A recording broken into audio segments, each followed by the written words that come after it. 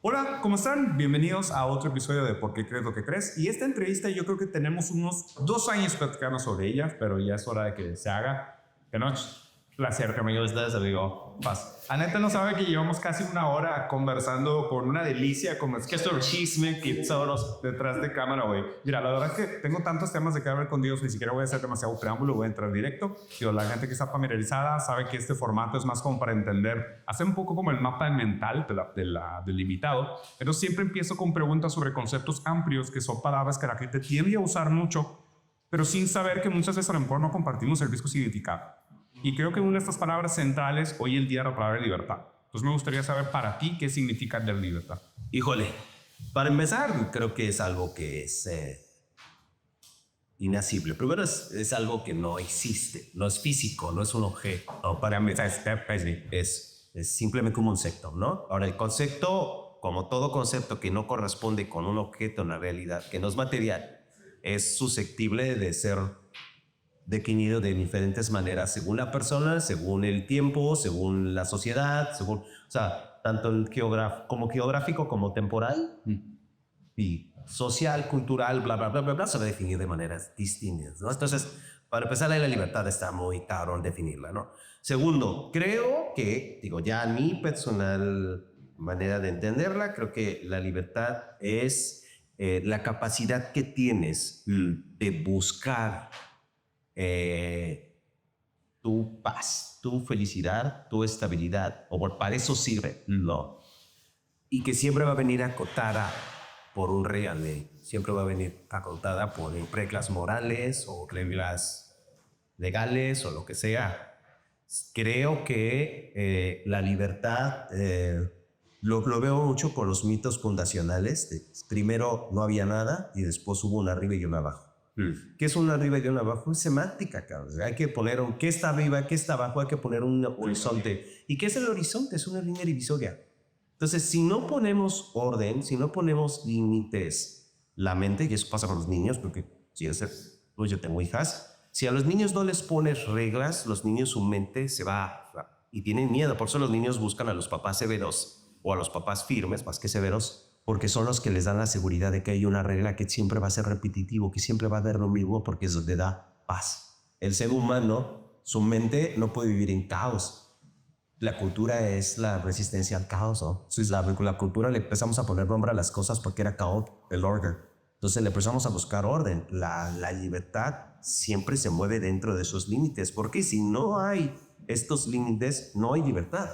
Irónicamente, la gente podría pensar lo contrario, pero no. Si todo mundo hace lo que se le pega a su chingada gana, eventualmente la puta entropía nos va a devorar. Nos vamos a empezar a devorar unos a otros hasta llegar a nada, hasta llegar a uno solo que se comió a todos los demás, que asesinó a todos los demás o que bloqueó a todos los demás. No, la libertad debe tener límites y el límite tanto es personal como para el otro. Ahí se mueve la libertad, ahí se cuida. Creo que tu definición, me encanta la manera como lo planteas y pero yo creo que la felicidad es por la forma de estructurarlo, inclusive la manera de ponerlo relativo a, porque es verdad que todos los conceptos desde el postestructuralismo son referencia a un objeto. El concepto refiere a un objeto, pero la gente olvida que el lenguaje es principalmente metafórico. O sea, el lenguaje es principalmente algo que refiere a algo más, pero no es la cosa, no es lo mismo. O sea, hay una diferencia entre hablar de algo y de lo que se habla, ¿no? Entonces, me encantó la decía, es que no es Sócrates, que la palabra pero lo guarde. Sí, yo también. Y ya ahorita con postestructuralismo, o sea, después de Ferdinand de Saussure, y tu uso es, pues el pero no es lo mismo que el do. No, también, y ya hay otras implicaciones más allá de esto, ¿no? Pero quería hacerte un par de preguntas para ver exactamente dónde te ubico, porque mira, claramente tu postura es de libertad positiva contra libertad negativa, ¿no? Porque tradicionalmente y el marco de derecho o el marco de propia filosofía política se dice que la libertad negativa es la ausencia de coerción. Entonces, cuando nada te impide de ejercer tu deseo en el mundo. Y tu postura, si entiendo, y pues la comparto, es del derecho positivo o de libertad positiva, que es más bien, necesitamos un marco y necesitamos que la gente tenga capacidad de ejercer su voluntad en el mundo. Y la capacidad de ejercer su voluntad en el mundo está dependiente de la existencia de un orden preexistente, pero además también de una serie de cultura, rituales, instituciones o jerarquías que permitan que la persona ejerza su voluntad en el mundo. Porque, por ejemplo, me parece que Estados Unidos, perdón, Sí, no. me cago a hablar mucho cuando yo entrevisto, pero es tu culpa porque es una pena. ¿Cachaste? En Estados Unidos dicen, cualquiera puede ser presidente, pero aquí coincidencia, son puros hombres blancos. Oye, aquí hay libertad de culto, pero sales con la burka y te agarran a pedadas porque así van a venir a ser musulmán. O al contrario, ¿no? Entonces, la siguiente pregunta es esto. ¿Y te parece que a medida que nosotros refinamos estas instituciones, jerarquías, rituales y cultura, avanzamos hacia una libertad mejor, hacia una libertad más pura, o sea, un concepto más real de libertad? O sea, hay una dirección de la libertad.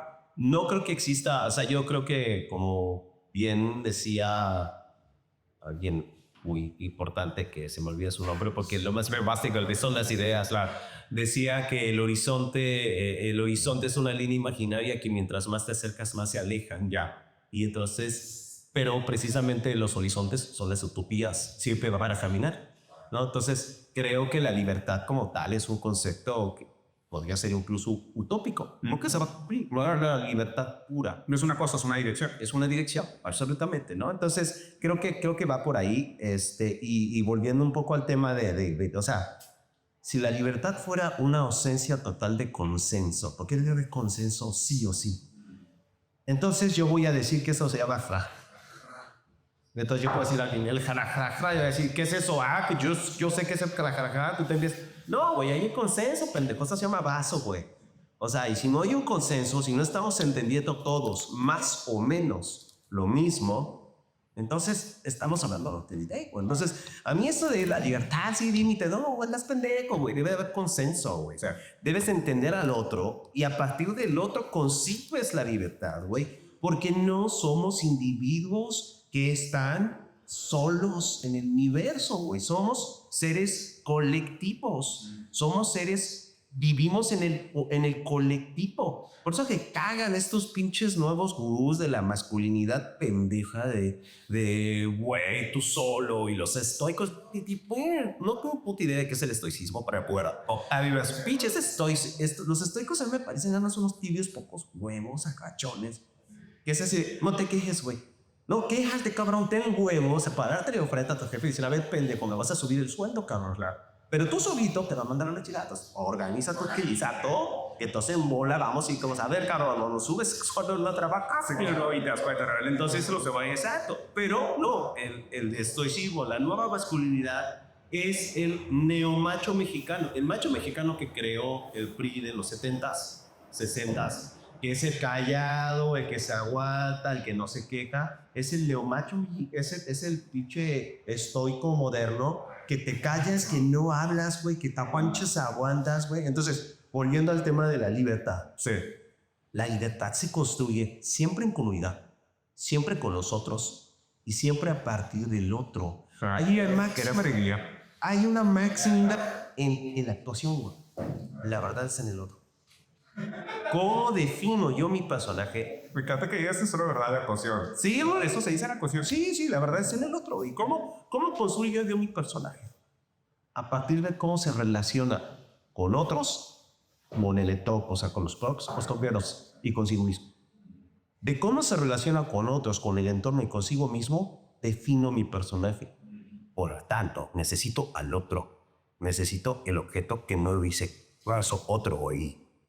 Y necesito este cuerpo que tampoco lo hice yo. Lo hizo el contexto en el que me crié. Y aparte es genética deseada, es no segura. Si nosotros no entendemos que somos unos sujetos que vienen de una colectividad, que además nadie vive en solitario. El experimento de pendejo que se hizo su hamburguesa desde cero, que le tomó 2 años y medio, costó una fosita, $50,000, una mamada así, güey. A ver, ¿dónde están esos pinches estoicos pendejos de tú solito? Órale, güey.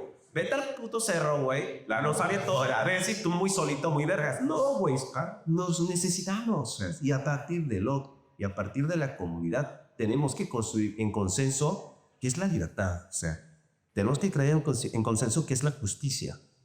Esos conceptos que no son materiales, que son metafísicos. O sea, banda que no entienda lo que es metafísico, no solo son los cojos. Lo metafísico es lo que está más allá de lo físico, lo que no es material. Que literalmente en el libro estaba al lado del libro de física. bueno, no estuvieron poner nombre, dijeron, está al lado de la física, es metafísica. Oye, un chico de paso. Digo, es mucho más complejo de lo que estoy diciendo, evidentemente, pero ya. Pues, si no lo puedes tocar y no lo puedes ver, entonces es metafísico, se acabó, no nada. No, pero o sea, y, oye, en filosofía materialista, específicamente en materialismo filosófico, se habla de 3 estados de la materia. O sea, está la materia física, material, que es tácita, que es tangible. Pero, por ejemplo, las ideas se dice que es otro tipo de materialidad. Y se explica un poco por la manera como tú lo estás expresando. La metafísica, las ideas, solo nos es entendible o solo existe si se ejerce en el mundo.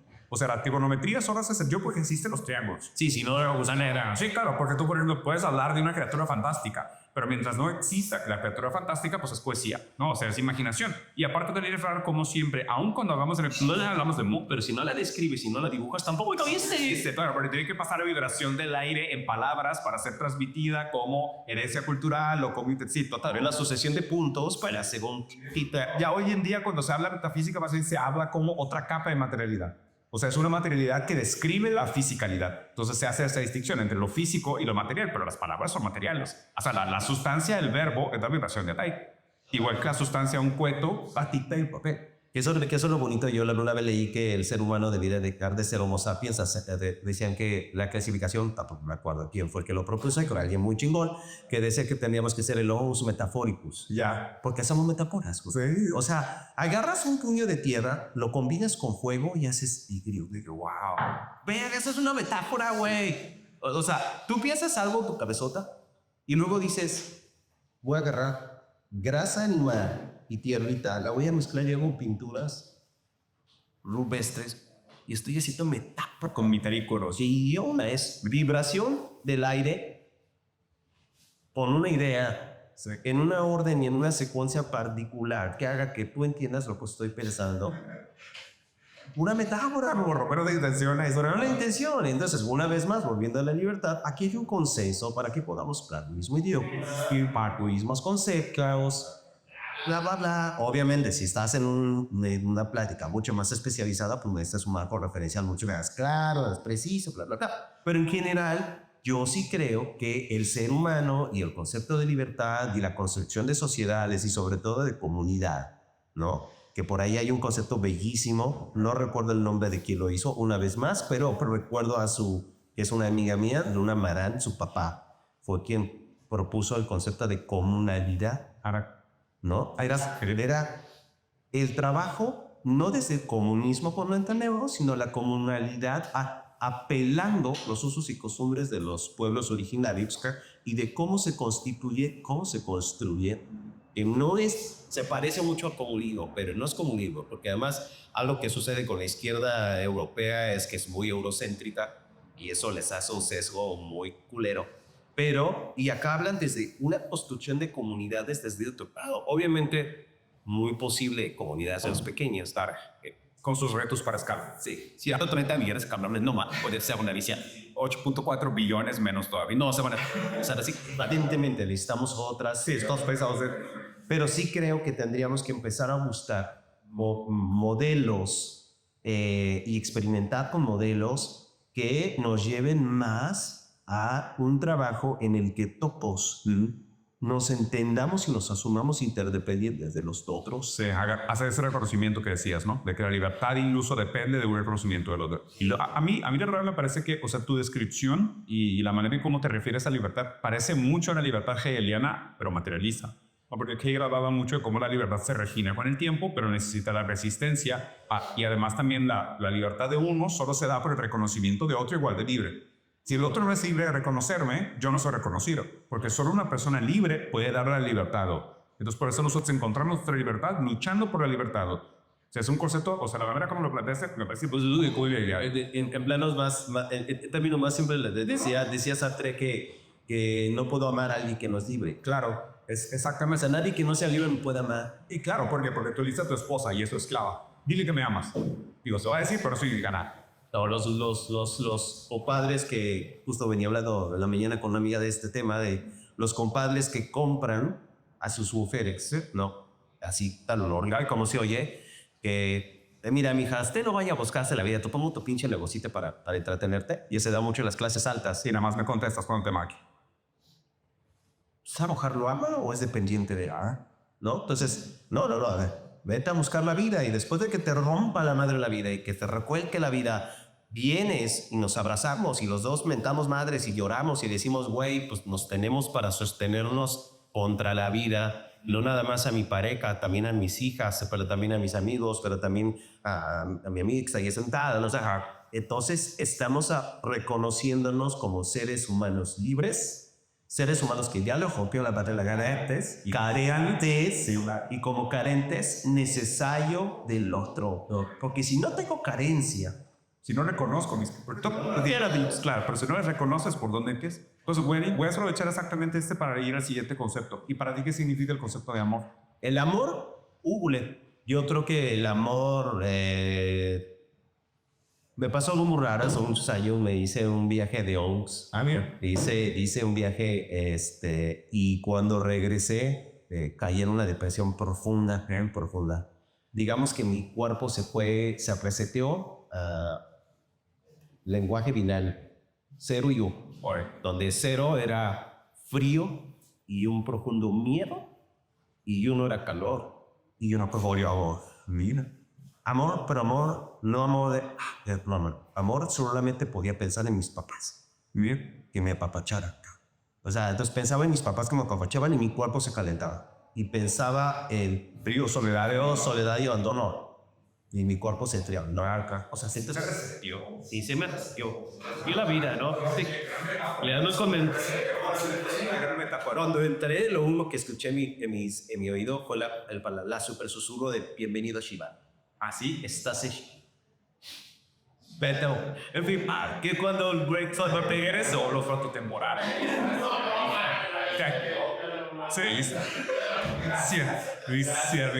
¿No sabes a cuánta gente le he recomendado que no lo haga? Sí, Luis, ese le carroza es su realidad. O sea, ¿qué tal si eres un tipazo y dices, pues es que me le edita el ego? Papá, no tienes idea, no sí, Yo sí regresé con delirios místicos, que le pasa mucho a los actores y le pasan a los artistas escénicos sobre todo. Mira, los paros, movilidad la personalidad y constantemente estar incorporando otros caracteres. Pero aquí, yo sí me regresé con un delirio místico un ratito. Y entonces ya, de fin, cuando entendí que el calorcito, el seguir vivo, literal, porque era una lucha de, güey, vuelve a meter aire en los pulmones y ya. Solo concéntrate en volver a respirar, güey. Solo concéntrate en eso. 0 sí 1. Me di cuenta que el amor tenía que ver precisamente con la no carencia, con el no frío, porque el universo es frío, pero el no soledad es frío, soledad es fría y el no frío. Y entonces es claro, mis papás como los primeros sujetos que me abrazaron en la puta vida.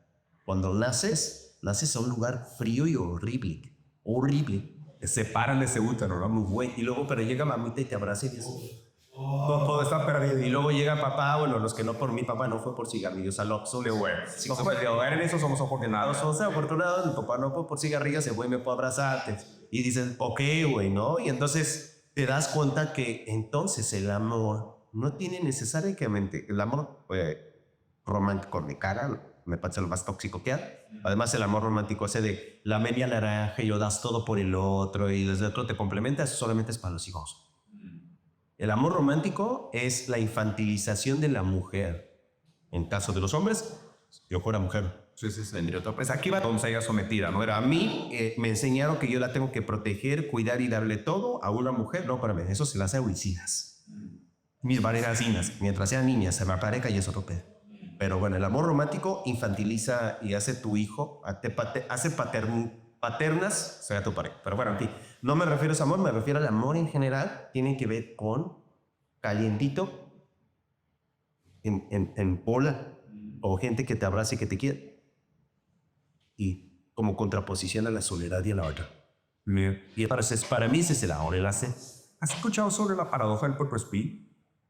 De que se me hace que es de Schopenhauer, si no me acuerdo, que también son muy... O sea, luego me acuerdo de las ideas, pero no me acuerdo de los tipos. Entonces estamos pareciendo. A ver. La paradoja del purpose speed siempre me ha parecido muy interesante y creo que podría ser complementario con la idea del amor que me gusta. Mira, la idea es que los puercoespines en el invierno y muy parecido a tu experiencia, el puercoespín trata de acercarse a los otros puercoespines para sobrevivir el invierno. El peor es que si se acercan demasiado se hacen daño.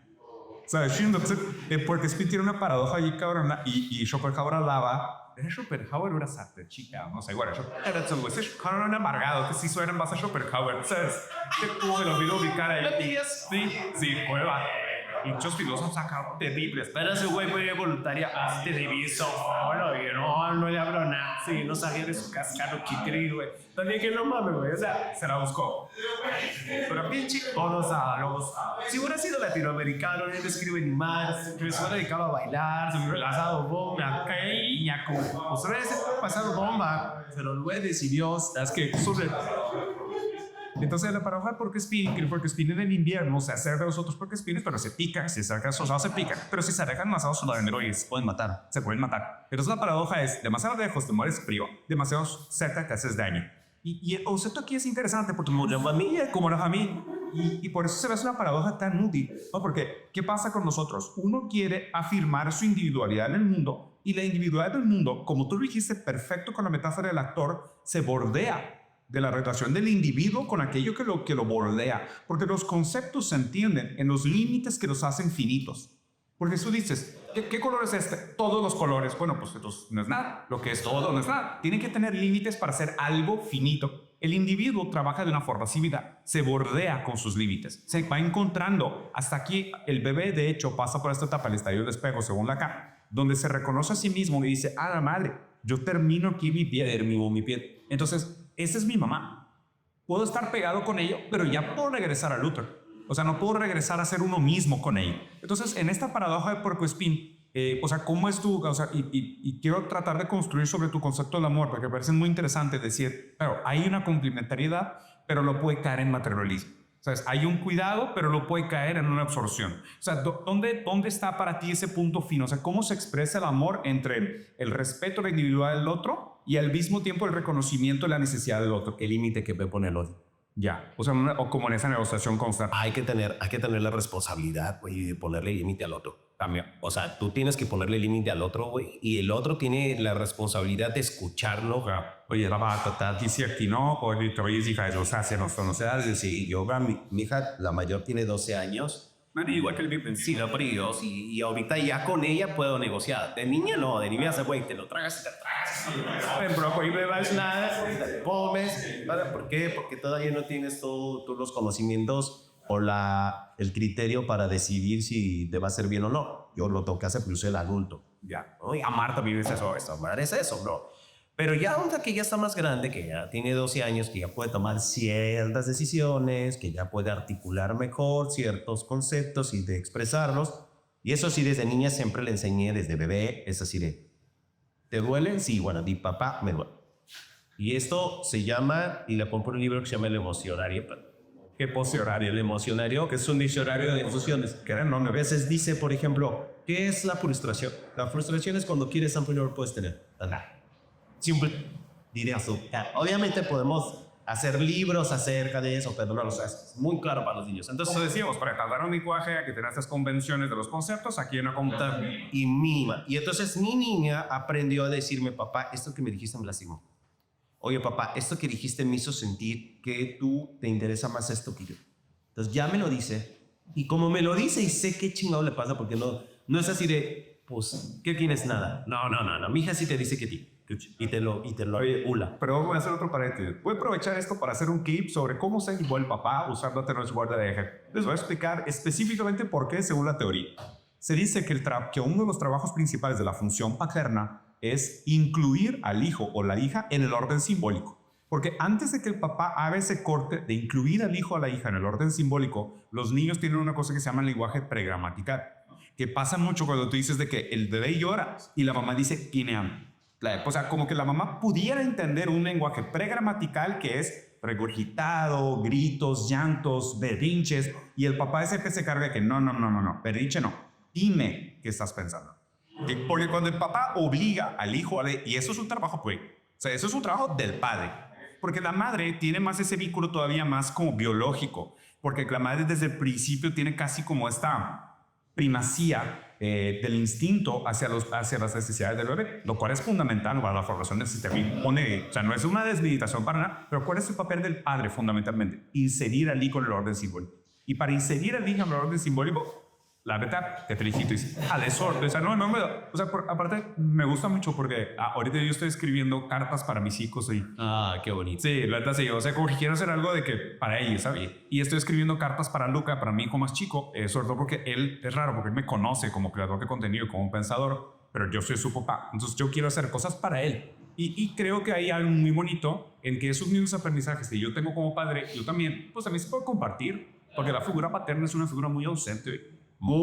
Entonces quería aprovechar, pero por la interrupción en el monólogo, pero fue, cámara, tu historia está perfecta para ejemplificar lo que hace un buen padre. Un buen padre lo que hace es inserir a los hijos en el orden simbólico a través de ese corte. No, a mí no me vengas con berriches, a mí no me vengas con diactilio. Chichilla, quiere decirte exacto que aquí me habla cosas disparadas para decirme cómo te ayude de sueño.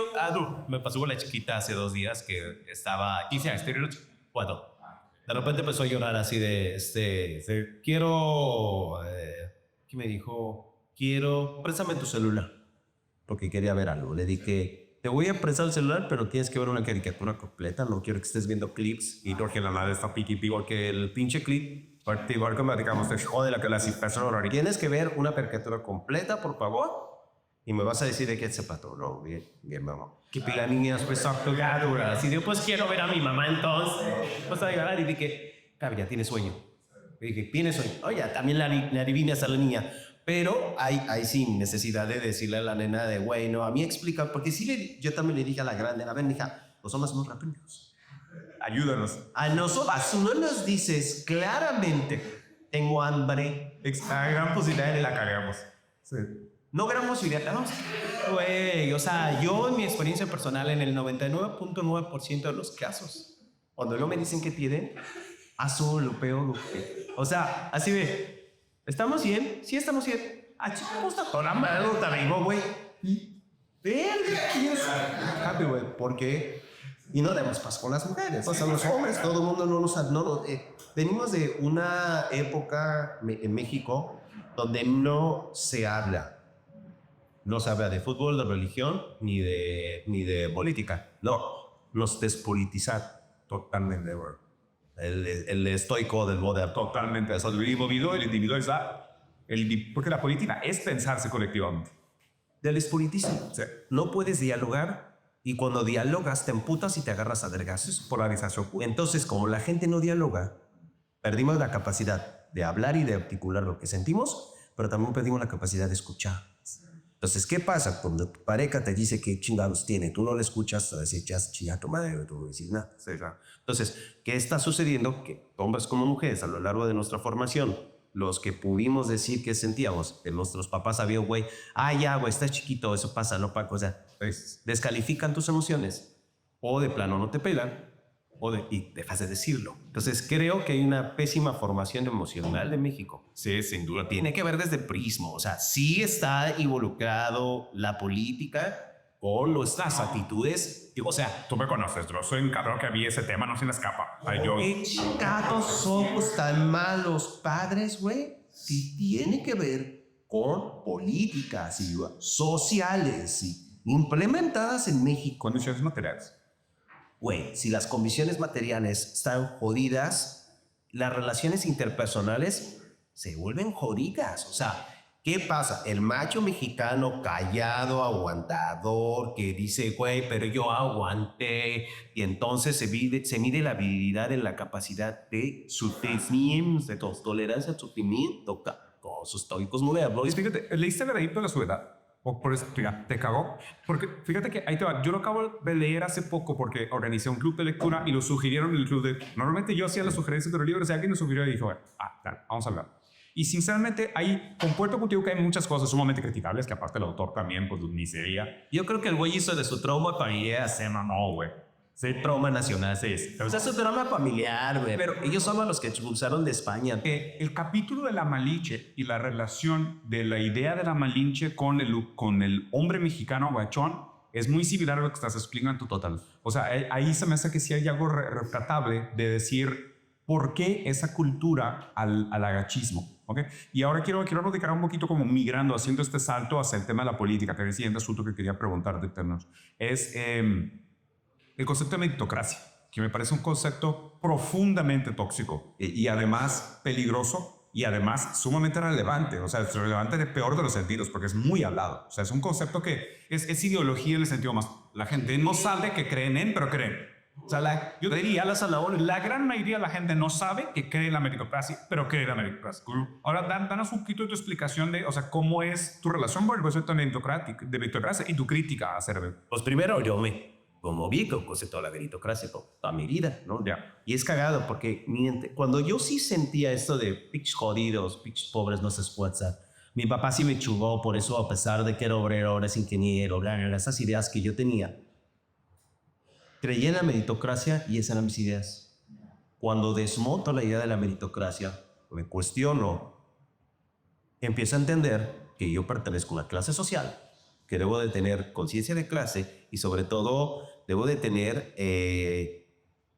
empatía de clase, ¿no? O sea, no solo la conciencia, sino también tienes que tienes que ser lealtad de clase. ¿No? A mí me decía por ahí algún famoso guionista mexicano, eres un traidor a tu clase social, porque hablas muy mal de la clase media, pero ahora eres clase media. Y en su momento me quedé así y dije, güey, no entendía, no, dije, güey, tal vez sí. Y después lo reflexioné y dije, no, yo sigo siendo leal a mi clase social. Claro. ¿Y eso clase obrera? Tú eres dueño de medios de producción. Yo no soy dueño de redes de producción. Aunque yo ganara 120,000 manos al mes, o sea, pero que los ganara. Si yo soy empleado, aunque sea todo, soy obrero. Te corren. Por lo tanto, digo, 2 años sin trabajar, claro, por el mercado. Y yo ahorita, 2 años sin chamba constante, y hoy estoy bordeando la línea media baja, la clase media baja. Sí, ya la bordeo. ¿Por qué? Porque no soy dueño de... Claro, y es evidente cómo se queda expuesto. Entonces, ¿a dónde está mi lealtad de clase? O sea, A la clase obrera. a la clase obrera, ¿no? Que es la que no tiene los medios suficientes. Entonces, y además culturalmente fui formado en esas ideas. O sea, yo sí yo sí creo, lo sé, lo experimenté, que los puestos de quesadillas son islas de paz en los barrios violentos. Sí, lo viviste. Son los islas de paz. No importa en qué barrio estés tú, si estás perdido en un barrio peligroso, vete al puesto de quesadillas. Nadie me mató por ahí. Son islas de paz. Y hay una tesis alrededor de este concepto. Y yo lo entiendo porque yo lo viví. Yo sí me llegué a perder en lugares donde no hay diogos con una pistola. Y esos lugares sí me están solo de y sí, oye, soy ese. Yo no esos lugares así, pero también. Ir a otros lugares. Y si te pierdes, vete al puesto de quesadillas, cabrón. Ahí son los espacios de libertad. En fin, creo que nosotros tenemos que apelar a la clase social, tenemos que apelar a los códigos culturales por los que crecimos y a partir de ahí empezar a reflexionar y empezar a hablar de política, de religión y de fútbol. Porque como no sabemos hablar de eso, te calientas y yo digo, nada, que la pincha médicas, a ver a alguien, por cierto, alguien se va a calentar, Erika, sí, se van a calentar, bueno, ya van a tener su bol. Entonces, se van a calentar estos güeyes, pero bueno, en lugar de decir, pues sí, ya, ¿verdad? No, porque perdimos la capacidad de diálogo, perdimos la capacidad de la escucha, perdimos la capacidad de intercambiar puntos de vista. Pues va de la mano con el hiperindividualismo, porque uno que cree que se puede solo, que se hace solo, que es dueño de sus éxitos y sus fracasos, pues ¿para qué quiere la opinión del otro? Totalmente. Entonces, la meritocracia viene del esfuerzo personalísimo, de yo a pesar del otro, no que yo con el otro, a pesar de nuestras circunstancias, ¿no? Entonces, cuando dejo de creer en la meritocracia, empiezo a tener conciencia de clase y empiezo a tener la gran cura, la hermandad de clase, la creíble, entender un chingo de cosas y dije, a ver, espérame, güey, sí. No quiere decir que no la hay que chingarla, pues hay que chingarte, que sí. O sea, no va a pasar nada. Quieres acabar como Diógenes. gato pidió uno, güey. Y ahorita bicho viejo, güey, huevo bueno para la... No tenía 2 hijas, cabrón, y lo sabe. Tenía que somos ese gato médico, cómo subió la renta, y no tenía que pagar pensión del babón. Sí podía vivir en un barril sin pedos, ahorita ya no. O sea, tenía ese cuento. El chavo, el 8 inclusive tampoco ya eres viable. Que es que, güey, casi era la gente tenía un barril así en la Ciudad de México. Claro, si ya quisiera, aunque es que la condesa ese barril seguro estaría... Ah, sí, el 20,000 pesos al mes, la güey te lo metería como loco conceptual. Sí, güey, no. Entonces, no, güey, o sea, hay que chingarle la vida, pues claro, cabrón, ¿verdad? Pero la propuesta, o sea, lo que a mí yo descubrí que se volvió muy radical a los ojos de otros, de mi discurso antirracista y demás, era cuando yo decía, no se trata de no chingarle, se trata de que haya más oportunidad, pues todos lo entendemos y más o menos todos llegamos a ese consenso. Pero yo cuando les decía, a ver, güey, en el mundo hay 10 lugares, 8 de los cuales ya están asignados. O sea, a güeyes que lo único que hicieron puede ser. no tener muerte de cuño. Sí, no acepta. Ese fue su mérito. Y además por cesárea, que siquiera, ni siquiera le va chingando ni eso.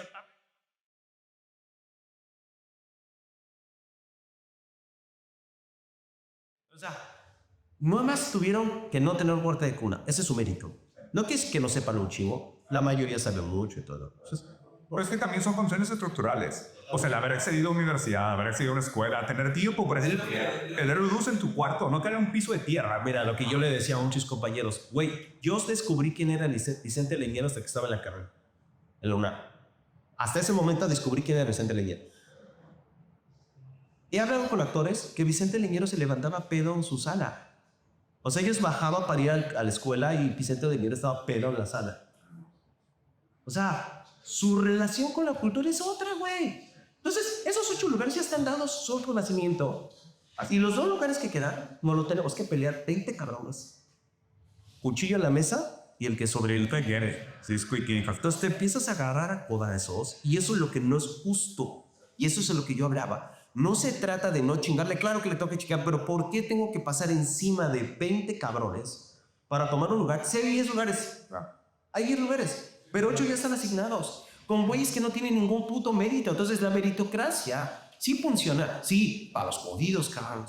Pero para los que tienen el valor, los que tienen las posiciones de privilegios, no, a ellos no se les aplica la meritocracia, güey. Ningún puta meritocracia. A mí no me venga con mamadas, güey, de que estos pinches millonarios mexicanos, güey, que son, no, güey, nacieron en el salinismo, güey. Y cómo nacieron, güey, de prestados nombres, váyanse a la güey, con concesiones, güey. Y me regalan una pinche empresa que ya modernizó el Estado y una vez que ya tiene la red más cabrona el Estado, pues te la regalan, cabrón, y la administras y dice, yo soy aquí. No, chinga tu madre. Transformé 10 millones en 10 millones. Entonces, aquí el tema, y es como será mi pleito, es no se trata de meritocracia o no meritocracia, güey, porque claro, me Quiero meritocracia. yo sí le chingué, cabrón. Entonces, sí, puedo ser ejemplo de meritocracia, sí, güey. Pero sería muy tramposo de mi parte y sería engañabobos y además yo no quiero ser el instrumento que sirva para engañar a más personas. Sería engañabobos decir que por puro mérito llegué. Claro. No. Hay un chingo de circunstancias que me permitieron llegar. Por estar vato. Ser hombre. Si la mayoría de las películas las hacen hombres, las escriben hombres y sus personajes más complejos, más bellos y más profundos son los hombres. Ya con eso quedaron. Ya con eso, ¿por qué me puedo lucir como actor, güey? Pues porque los personajes son. Hay estructuras preexistentes que te posibilitan ejercer tu talento. Total, ¿sí? ¿No? Entonces, pero ¿qué pasa con esos 8 güeyes que solamente no tuvieron muerte una y que son además los que están en la cúspide, los que más ganan, los que producen, ¿a qué voy? La meritocracia no es pareja.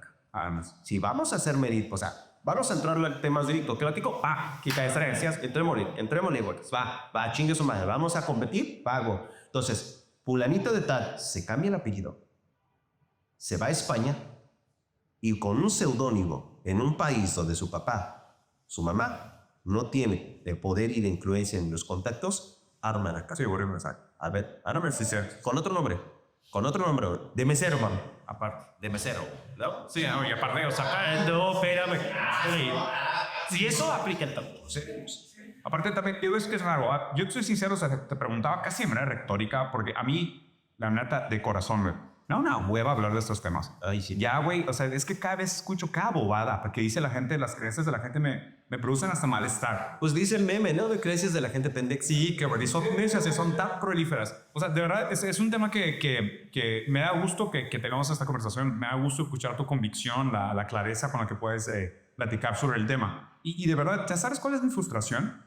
Que yo mismo que perdí la esperanza de cambiar a la gente de opinión en muchos ámbitos. Porque como también entiendo la idea de que la subjetividad es producto de una serie de condiciones materiales anteriores, pues uno a través de años de crítica y trabajo propio, e inclusive teniendo el privilegio de tener la capacidad intelectual y genética y el tiempo libre y el ocio y el acceso al conocimiento, que es un conocimiento además de vanguardia, de élite, tener todos esos privilegios estructurales y además la voluntad y las condiciones materiales que te producen el deseo de cuestionar tu condición de clase. Y llegar a la crítica y decir, bueno, pues que sí es cierto. Llegué aquí en gran parte porque soy hombre, güero, alto, no tengo problemas congénitos, no tengo mutaciones genéticas, no tengo problemas psicológicos, no sufrí abuso, tuve papá presente, tuve mamá, o sea, cabrón, no mames, me gané la puta lotería de hacer y ahora me estoy dando cuenta, ¿ok?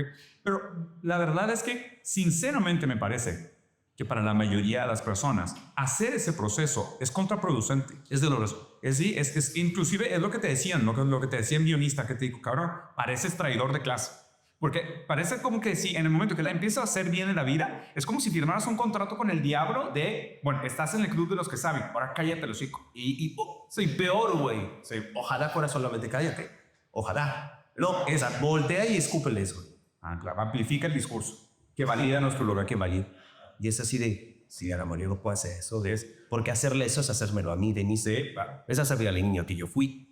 Y a mí la verdad es que me aburre mucho, güey. O sea, y cuando voy a los llamados y me siento con la crema innata, me da mucha buena. Digo, güey, pues estos están hablando del tipo pegar y no del guas que yo lo comprate, güey. Yo quiero güeyes más barrio para que, después, Oscar, no, güey, no, por lo menos pongan salsa tortillas en la mesa. Yo en ese sentido estoy o sea, y lo digo mucho y yo hago, o sea, en voto de humildad. Yo en ese sentido estoy profundamente agradecido con mi hijo. Porque mi hijo mayor, el que me dirige de la enfermedad, él fue el que me hizo humilde. O sea, yo por él dije, él no nació con los privilegios que yo nací. Claro. Entonces no hay manera de que yo le dé mis privilegios. Ahora me queda claro que los privilegios no son heredables. Pues no. Entonces ahora me queda claro que realmente, o sea, tengo que cambiar el mundo para que sea un mundo más justo, para que incluya personas que no nacen con los privilegios. Total. Entonces mi radicalización viene de condición material. Y es algo que me tomó años de school. Pero saber que lo haces para mí, por lo menos me otro paso. Pero fíjate lo que acabas de decir, ¿no? De una condición material hay una reflexión. ¿Qué pasa con el discurso, por ejemplo, de muchos artistas Artista me refiero que hacen arte, no los que salen en la tele. Artista. ¿Qué pasa? La definición de arte también. De artista con Nacho, ¿no? Y artista sin Nacho. ¿No? Entonces, ¿cuál es el tema? Que nos concentramos en la espiritualidad. Y entonces, en la espiritualidad, como no lo contrasto contra las condiciones materiales, o sea, pues entonces estoy ciego a las condiciones materiales, se vuelve un discurso en el que solamente yo hablo, y es una caja de resonancia donde yo estoy hablando solito y donde no tengo incidencia con el mundo. Entonces, la mayoría de mis compañeros y actores se volvieron veganos, pachamambras, y no tiene nada malo el veganismo, al contrario, que bueno, que es sano. Suero, Amardo, tú eres Pero ese cofascismo. No, entonces, es un tipo de cofascismo. Entonces, gran manera de explicar. sí, güey, pero entonces, cuando tú les dices, güey, a ver, espérame, no se trata de que este morro diga que estén conectados con sus chancros, cabrón, y hay que alinear de los chakras a no sé quién, güey, para que le vaya bien en la vida, y entonces le hacemos reiki, y entonces, no, güey. Si la coladera de su colonia está echando mierda todos los putos días, güey, ese morro va a estar más enfermo, güey, va a faltar más a la escuela, va a bajar su rendimiento escolar, va a tener menos oportunidades de entrar a una universidad, va a tener menos oportunidades. ¿Por qué? Porque una puta coladera echa la mierda todos los días afuera de su casa, güey. Porque así pasa en calles. Entonces dices, güey, mi calle siempre pasó eso. Siempre echaba mierda la puta coladera porque no estaba bien construido el puto fraccionamiento y no se daba capacidad porque era la calle que estaba justo en la bajada del cerro. imagínate, vamos, por pura pinche gravedad, Obviamente. se tapaban y se botaban. Entonces, ¿qué le puedes pedir a ese morro? No, que se alineen los chakras, güey. Que se hagan. Y si mejor Habíamos de hablar la línea, güey. No. No, es su pedo. Sí. Es su pedo que se haga cargo. tiene que alinear sus constelaciones. ¿Por qué? Porque si hace cargo esa persona en un individualismo, si él se hace cargo, entonces el pedo es la solución es él y no va a protestar Y no hay COVID. y nunca va a cuestionar ni a poner en jaque al status quo. Sí. La pinche espiritualidad moderna y los pinches estoicos pendejos, lo único que hacen es nunca tocar el status quo.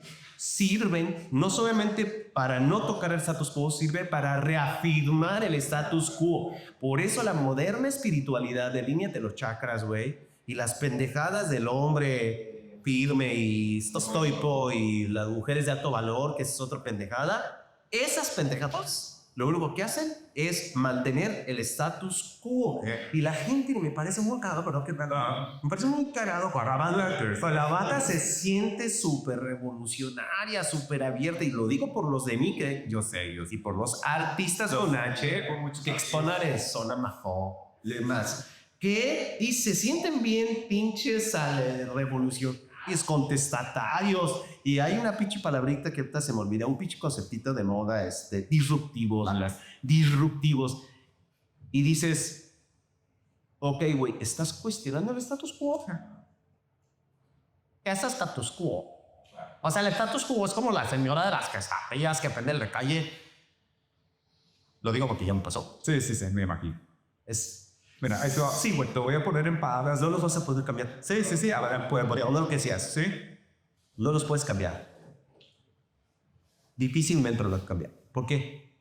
Porque si yo construyo mi valor personal, mi valor personal alrededor de los mitos en los que me conté, toda la narrativa, no de ideología, Tiene ruido. De mi trabajo. todo es root, todo es narrativo, todo puto humano es narrativa, ¿no? Entonces, si yo construí mi pinche narrativa alrededor del valor personal, de la capacidad, otro pedo. Mi valor personal tiene que ver con la capacidad que tengo de generar dinero. Sí, bro, sí. Nada más. Sí. O sea, eso, pendejos esclavos del sistema. Es capacitismo. Entonces, mi capacidad de generar recursos, nada más. Ahí se vale, ahí es qué tan hombre soy y qué tan mujer soy y la capacidad que tengo de dominio sobre otros juegos. Porque el dinero me tiene que servir para dominar otros. Porque puro dinero es abstracto, no energía. El dinero también se produce a través de la expropiación del valor del trabajo del otro. Totalmente. Entonces, tengo que controlar cuerpos, tengo que controlar voluntades porque las compro. Si no soy yo. No, entonces, Kevin, si tú te compraste ese cuento y tú construiste tu vida, tus relaciones, tus amores, tu identidad alrededor de ese, llega un pendejo y te dice, ¿qué crees, Carla? El que no. Sí. Ajá. Por eso lo va a cambiar. Sí, claro. Sí.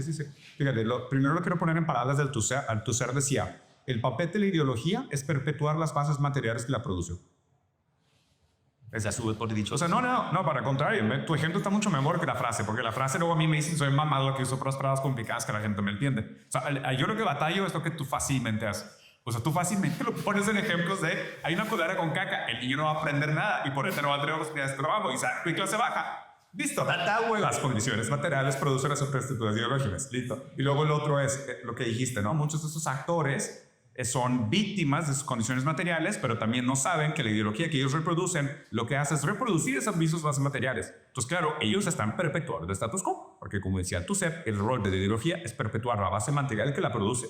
Y mientras la gente, y eso es lo raro, porque es lo que quieren profundamente. Y además también debe ser dolorosísimo y carísimo cambiar de opinión.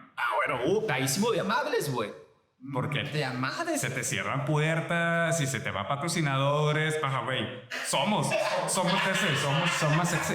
Pero a ver, pero me siento mucho más tranquilo con mis convicciones en un sentido personal. Decir, mira, vale, está bien, si no tengo nada que colaborar con esta empresa, con esta agencia, con esta marca, con estas personas, está bien, y no es un tema de odio ni de desprecio, nada, sino simplemente, a ver, a mí no me vas a cambiar la opinión, porque a mí me costó llegar hasta donde estoy ahorita. Me costó en un sentido existencial, en un sentido moral, en un sentido familiar, pero estoy muy a gusto. O sea, y tengo una visión muy clara de lo que quiero hacer. Patrocinadores, yo no. A mí sí comprender Yo haciendo buscar. A mí que alguien me lo supo dietas, por amor de Dios. Hay paros que. Pues si nada se busque. Pero justo te quería preguntar, entonces, ¿cuál es el rol del artista en este momento histórico? Sobre todo en relación hacia la política y en relación hacia estas diferentes luchas. Primero me borrarle el H a la banda artista. Claro. Bueno, que empecemos por ahí. Entonces, ¿cuál sería tu definición de arte? ¿O qué caracteriza el arte para ti? Mira, yo tengo una visión muy particular tanto del artista como del científico, A ver. ¿no? Lo que decía del hombre metafórico, ¿no? ¿Qué es el arte y qué es la ciencia? Son metáforas, ¿no? Un güey pensó algo primero, una mujer pensó algo primero, que después volvió un objeto material. Y entonces había un pinche precipicio y dijo, ¿y si amaron las pinches hienas de aquel lado y de este lado y entonces le pongo tablitas, hago un puente y entonces volvió una quita? O sea, pensó primero algo y luego lo volvió. Ya. ¿No? ¿Qué hace un artista? Primero piensa algo y después lo pinta. O después lo hace una escultura. O después lo hace música. O después lo hace poesía. Primero lo piensas y luego lo produces.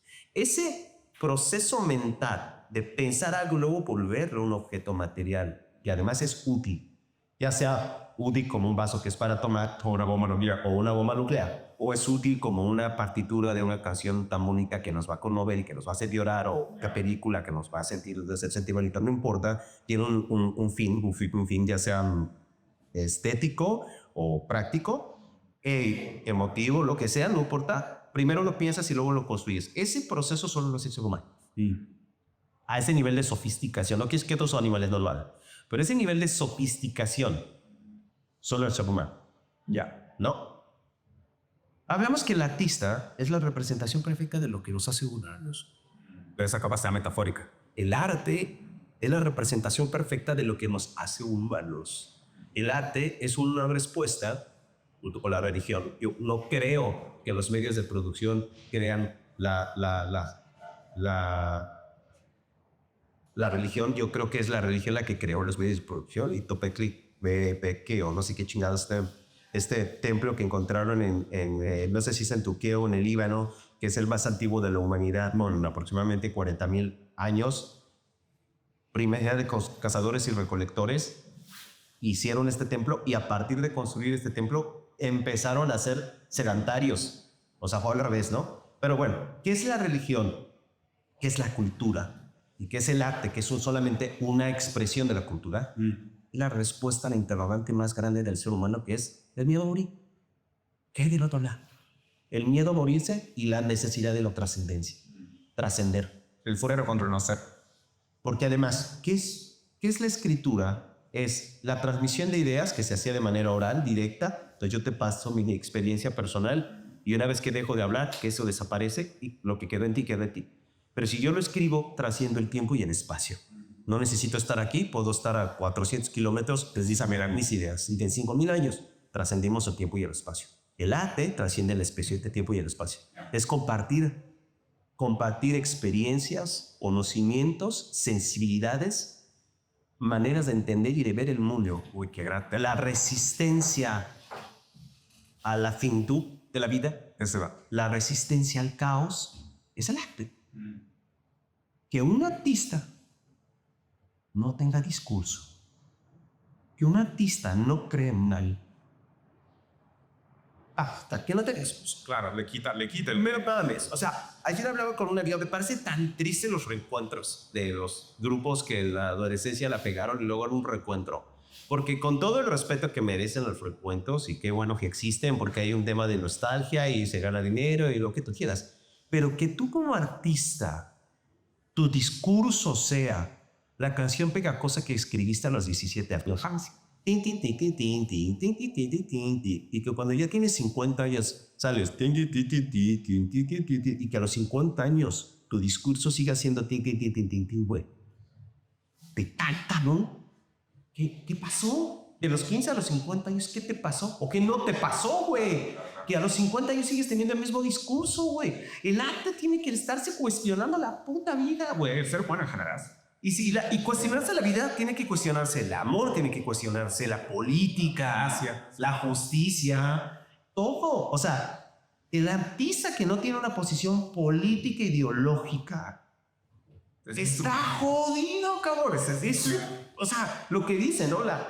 El ecologismo sin conciencia de clase es jardinería, ¿no? El arte sin conciencia de clase y sin discurso son adornos, güey. Son adornos. Son maravillas, son souvenirs. Son souvenirs. Fíjate que, híjole, dijiste demasiadas cosas interesantes, Camichina, por no empezar. Bueno, primero, tu concepto de arte me parece muy, muy interesante.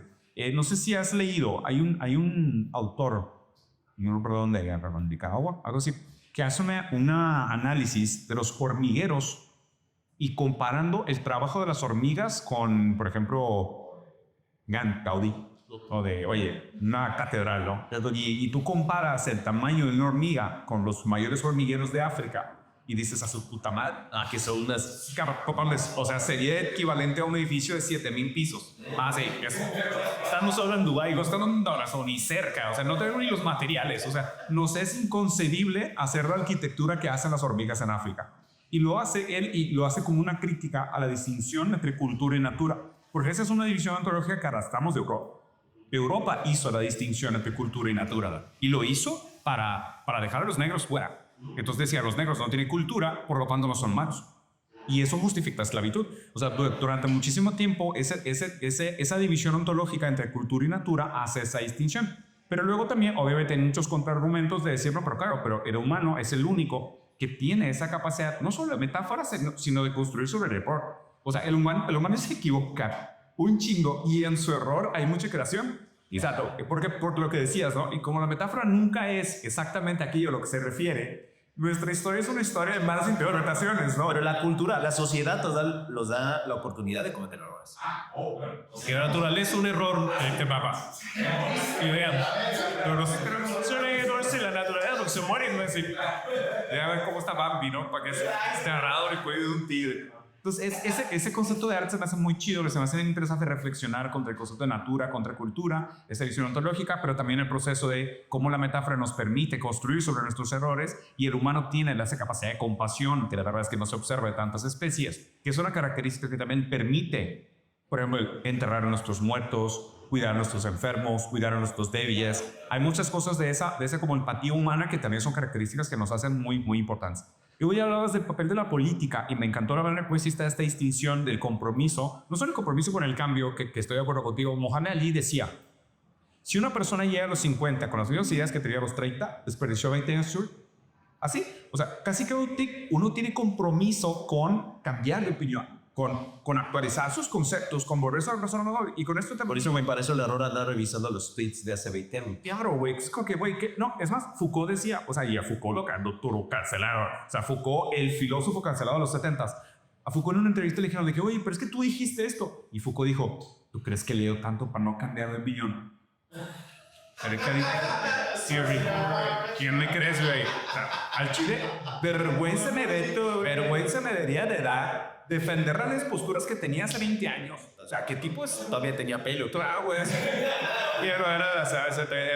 O sea, el compromiso que uno tiene con la lectura, sobre todo uno que no toma la lectura como un goce, sino que toma la lectura con un compromiso político, o sea, con implicaciones sociales, culturales, es que uno tiene que actualizar tus conceptos. Entonces ahí completamente. Y a lo que iba es que justo la manera como lo planteaste me pareció de nona, que era una metáfora creo que yo batallo para hacer, que es que alguien decía, tengan cuidado, hombres de acción, porque ustedes son instrumentos de los hombres de pensamiento. Entonces es el artista que no sabe lo que está haciendo lo que alguien más quiere que haga. Entonces el artista que no tiene conciencia de clase es instrumento de la clase dominante. Totalmente. O sea, entonces ahí voy a preguntar, ¿cuál sería la invitación para los verdaderos artistas, para todo el talento, sobre todo mexicano? Me parece, y digo brasileño profundamente enamorado de México, que es un país con el cual pienso quedarme. ¿Cuál sería ese llamado a la acción? ¿Cuál sería ese llamado a la conciencia que te gustaría ver más hacia él? Para empezar, creo que primero los artistas tendríamos que estar más en contacto para intercambio de ideas. Tenemos que estar más abiertos al debate, pero ideas basadas en experiencias, en conocimientos adquiridos y reflexiones Y no nada más de, pues yo le llamo esto Claira, pues ya vamos a debatir acerca de caca. No, pendejo, para organización. Si no monólogos y no de pendejadas, o sea, creo que sí hay que ponerlos serios. Ahora, hay una batalla de cultura que tenemos que dar. Hay un avance de la ideología de derecha fascista, o sea, la derecha siempre es fascista. Pero hay un avance muy cabrón, una anulación del individuo, ahora sí del individuo como ente social, Sí, como por la prevalecencia del individuo como objeto. Porque un individuo solito es como una hormiga, ¿no? Y una hormiga solita se la carga la guerra. Tiene que estar en comunidad. Un individuo solito es fácilmente manipulable. Entonces, como comunidad tenemos que empezar a hacer esa reflexión, tenemos que empezar a discutir esos temas. Sí tenemos que comprometernos con nuestro discurso, el que sea. Mi conciencia de clase apela a la clase obrera porque yo soy obrera.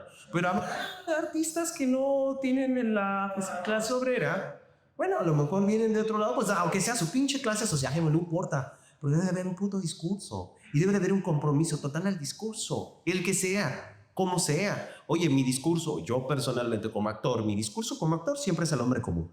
Cada personaje que he hecho, así sea un superhéroe o sea un simple policía, es un hombre común. En circunstancias extraordinarias. Ese es el hombre ordinario en circunstancias extraordinarias y cómo va a reaccionar en esas circunstancias extraordinarias, cómo las va a resolver. Como dice Ortega y Gasset y su amigo Gasset, yo soy en mis circunstancias. Yo soy el hombre común en mis circunstancias. Ese siempre ha sido mi concepto y ese ha sido mi discurso como actor.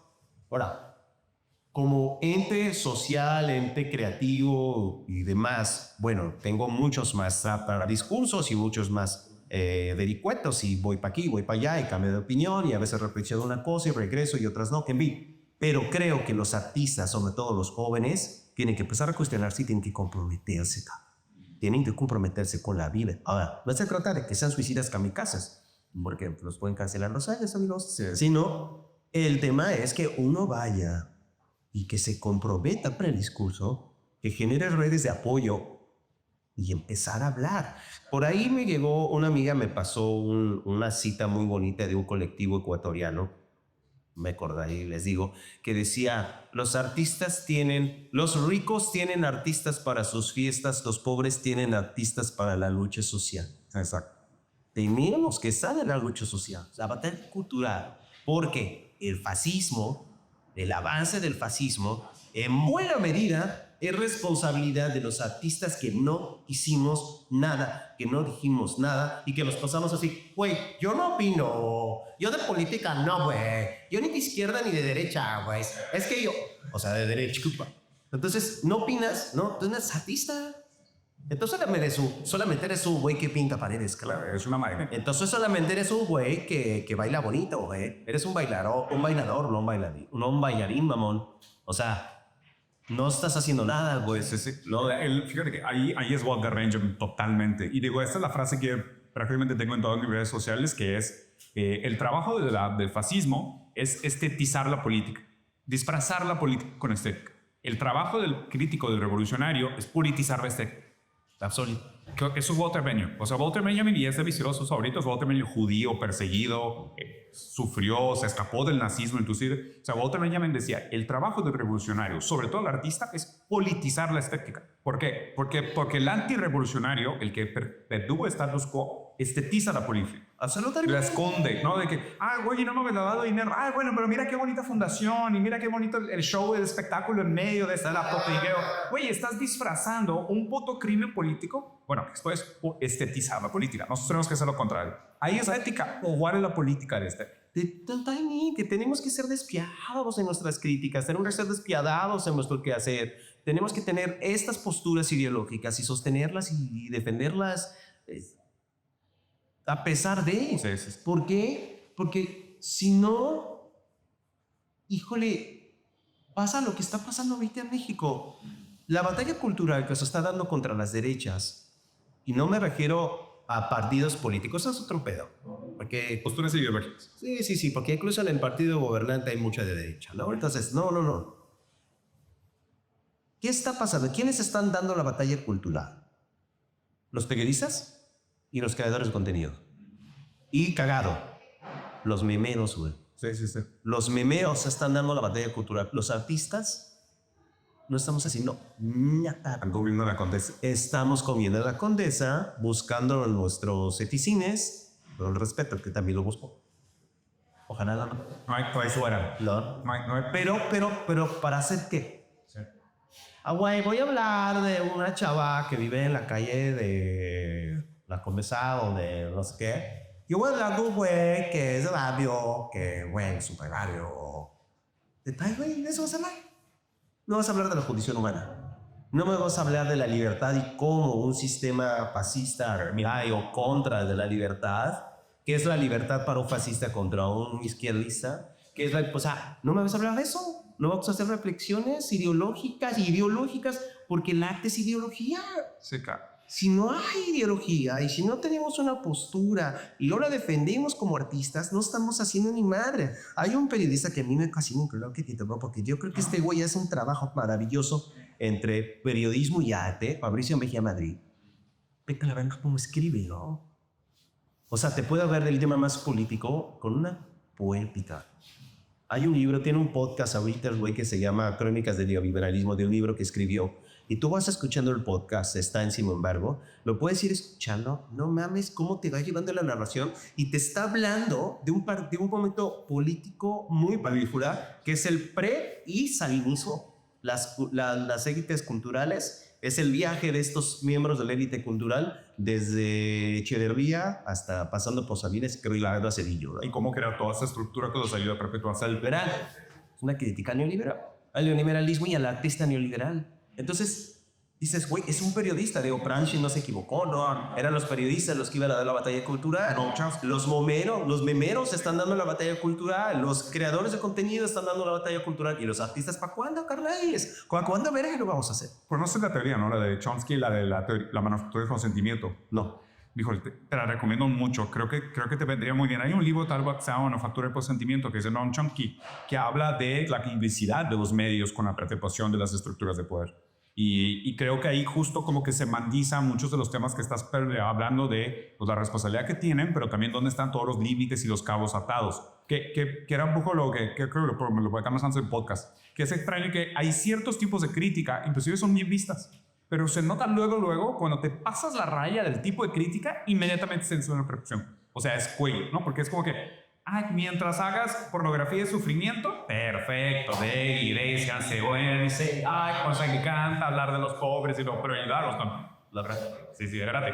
¿Yo de qué voy a hablar? ¿Yo de qué voy a hacer las películas? Se cierre pobres, ¿qué voy? No sé, ¿por qué vamos a llorar? Una vez escuché una amiga actriz muy comprometida por causas sociales, muy echada para adelante y todo, que decía que, hace muchos años evidentemente, decía que la chava que trabaja en su casa haciendo el aseo, la tuvo que dejar encerrada porque luego se le va a su pueblo. Le dije, porque es que si la dejo salir, se me va a su pinche pueblo y luego se iban a encontrar, güey. Y yo tenía que ir a la marcha, güey. Yo tenía que marchar para proteger sus derechos. Es real la historia. De locura, güey. Y te puedo decir, o sea, no. En mi gremio, los más izquierdistas, los más comprometidos, me han dicho unas frases, güey, que si me hiciera un compilado de frases, obviamente no voy a hacer los nombres, ¿no? Pero memes, güey, son del terror, cabrón. Por ejemplo, el güey que me dijo, de que le preguntaba, oye, güey, a ti ni te da miedo porque pues, eres muy vocal, güey, con lo que tú dices y te la avientas al gobierno y dices esas cosas. Y dice, no, hombre, lo que pasa es ni pinche lucha social no cuestiona el status quo, güey. Mientras no te metes con el status quo, no hay pedo, güey. Y hasta quedas bien. Sí, claro. Es eso. Y ha llegado un pendejo a cuestionar el pinche status quo y a ver de la meritocracia y del racismo y del clasismo y de la... Ay, con pendejo lo que sí. Me encantaría, Lanto, para eso vamos a listar otra conversación, si un día me vuelves a dar el honor de platicar. Me gustaría platicar contigo sobre el concepto de derecha y izquierda, porque creo que eso hoy en día yo ya entiendo que estorba más de lo que aporta. Sí, totalmente. Porque creo que hay una confusión, y a ver, y es culpa del liberalismo también. O sea, me parece que el liberalismo estadounidense, el liberalismo estadounidense contaminó tanto la política del resto de América que la manera en cómo nosotros usamos los términos hoy es para crear un sentimiento de disidencia controlada. Y realmente, aun cuando oscila el poder entre izquierda y derecha, que los dos son posturas liberales, realmente el status quo acaba no cambiando. Y esto lo manufacturó a Estados Unidos conscientemente.